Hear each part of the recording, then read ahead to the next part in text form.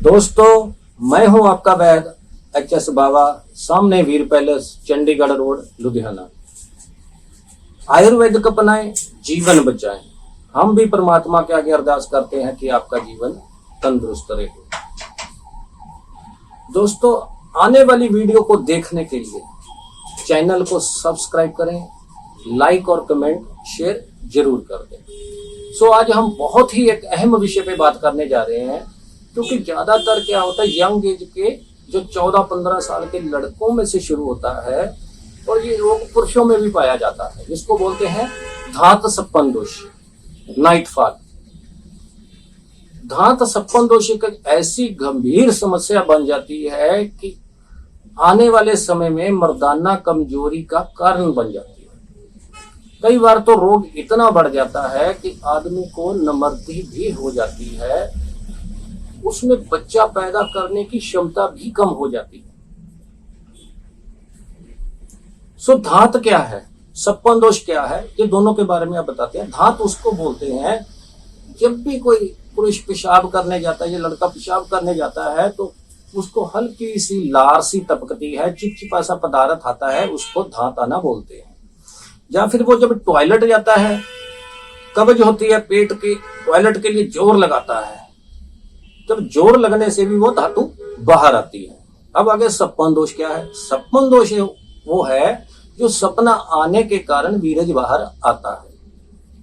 सप्पन दोष उन लोगों को होता है जो अश्लील मूवी देखते हैं, अश्लील किताबें पढ़ते हैं, तो उनके अंदर अश्लील विचार पैदा हो जाते हैं। वो जैसे ही वो सोते हैं, हल्का सा सपना आता है, वीर्य बाहर आ जाता है। इन रोगों की निशानियां क्या हैं वो बताते हैं आपको। इन रोगों से क्या होता है, शारीरिक कमजोरी आ जाती है, शरीर में कमजोरी आ जाती है और पेशाब बार बार आता है। कई बार तो मरीज को पेशाब में जलन भी होने लग जाती है और भूख की कमी आ जाती है। शरीर के सारे अंगों में दर्द होता है, सुबह उठने को मन नहीं करता, हर समय उसका शरीर थका थका रहता है, कोई भी काम करने को मन नहीं करेगा। ये धात सप्पन दोष के जो रोगी होते हैं, ये दिमागी तौर पर भी परेशान हो जाते हैं। उनको ऐसा लगता है कहीं हम ठीक ही नहीं होंगे या हमारा इलाज ही नहीं होगा, मगर ऐसी कोई बात नहीं है। जो धात सप्पन दोष एक नॉर्मल बात है। जब 3-4 महीने शुरू होते हैं ना, अगर आप इसको पहले ही रोग को कवर कर लोगे, परहेज करोगे, इलाज करोगे, आयुर्वेदिक विधि से करोगे, तो आपका इलाज हो सकता है। आज हम बताएंगे कि किन किन आयुर्वेदिक जड़ी बूटियों से आप घर पे बैठ के धातु वर्धक चूर्ण तैयार कर सकते हैं, जो धातु को, वीर्य को गाढ़ा करता है। ये वो आयुर्वेदिक जड़ी बूटियां हैं जो आम ही पंसारी की दुकानों से मिल जाती हैं। बस शर्त ये ध्यान रखना है कि जड़ी बूटियां रीजनल हो। ये ना हो कि आप लिखाएं कुछ, दे कुछ और दे। जड़ी बूटियों की शुद्धता बहुत ही जरूरी है। किन किन जड़ी बूटियों से ये धातु वर्धक चूर्ण तैयार होता है, हम आपको आज बताएंगे। सबसे पहले चाहिए आंवला 50 ग्राम, शतावर चाहिए 40 ग्राम, अश्वगंधा चाहिए 50 ग्राम, सतगलो चाहिए 25 ग्राम, ताल मखाना चाहिए 25 ग्राम, कौच बीज 50 ग्राम, सफेद मूसली 50 ग्राम, गोखरू 40 ग्राम, 100 ग्राम चाहिए मिश्री। इन सब आयुर्वेदिक जड़ी बूटियों को इकट्ठा करके एक लोहे के बर्तमान में डाल देना है और उसको अच्छी तरह जब आप कूटोगे तो बिल्कुल पतला पाउडर चूर्ण की तरह ये ऐसा बन जाएगा। और इसको 150 से 2 महीने के अंदर आपकी जो धात सप्पन दोष की समस्या है उससे आपको राहत आएगी। अब खाना कैसे है, सुबह खाने के बाद, सुबह खाने के 1 घंटे बाद आधा चम्मच ताजे पानी से लेना है। फिर शाम को खाने के बाद आधा चम्मच ताजे पानी से लेना है। ये तो हो गया खाने की विधि। इसका असर है जो आयुर्वेदिक जड़ी बूटी का, ये आप भूल जाएं कि 5 से 7 10 दिन के अंदर सप्पन दोष का इलाज हो जाएगा। 5 7 10 दिन के अंदर तो इस रोग का असर शुरू होता है। 15-20 दिन के अंदर आपको फर्क आने लगेगा।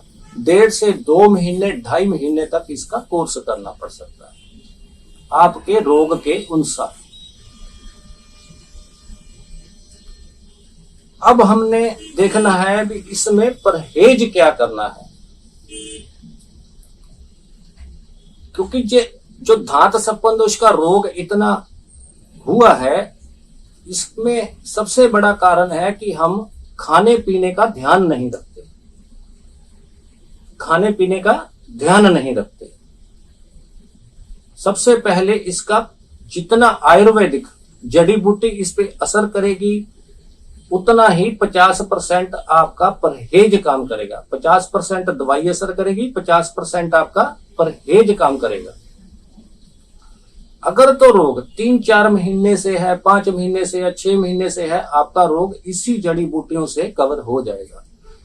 अगर ज्यादा टाइम से हो गया है, 1 साल 2 साल 3 साल 4 साल से 5-5 साल से भी आ जाते हैं, तो ऑन द स्क्रीन हमारा नंबर चल रहा है। आप हमारे पे फोन पे बात कर सकते हैं या व्हाट्सएप पे भी मैसेज भेज सकते हैं। अब परहेज क्या करना है? शराब, मीट, अंडा, बाजार की खट्टी तली चीज, दूध, फ्रूट, जूस भी नहीं लेना। दूध, फ्रूट, जूस भी नहीं लेना। आपने सिर्फ सिंपल दाल, सब्जी, चावल, फुल्का ये लेना है। हरे सलाद का सेवन करना है। और एक बात का ध्यान रखना है कि जो धात सप्पन दोष के रोगी होते हैं, उनका जो शाम का खाने का टाइम है वो सूरज छिपने से पहले होना चाहिए। सूरज छिपने से पहले खाना खाना चाहिए, ताकि वो भोजन आराम से पच सके। कई बार क्या होता है, कई भाइयों की मजबूरी होती है, वो रात को देर से घर पे पहुंचते हैं, काम से लेट हो जाते हैं, तो उनके लिए क्या है, वो भोजन कम से कम करें, साथ में हरे सलाद का सेवन जरूर करें। और रात को सोते समय एक बात का और ध्यान रखना है कि आप जब भी सोने जा रहे हैं तो उससे पहले बाथरूम जरूर कर लें। पेट बिल्कुल खाली होना चाहिए। बिना बाथरूम किए कभी भी नहीं सोना। बाथरूम करके ही सोना है। ये आपके लिए अति ही जरूरी है। सिंपल खाना खाना है। और 1.5 से 2 महीने आप लगातार सेवन कीजिए। फिर भी कोई कमी पेशी आती है तो आप हमारे साथ फोन पे संपर्क कर सकते हैं, या व्हाट्सएप पे कोई बात पूछनी है मैसेज कर सकते हैं।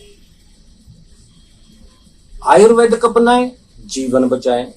हम भी भगवान के आगे अरदास करते हैं कि आपका जीवन तंदुरुस्त रहे। धन्यवाद।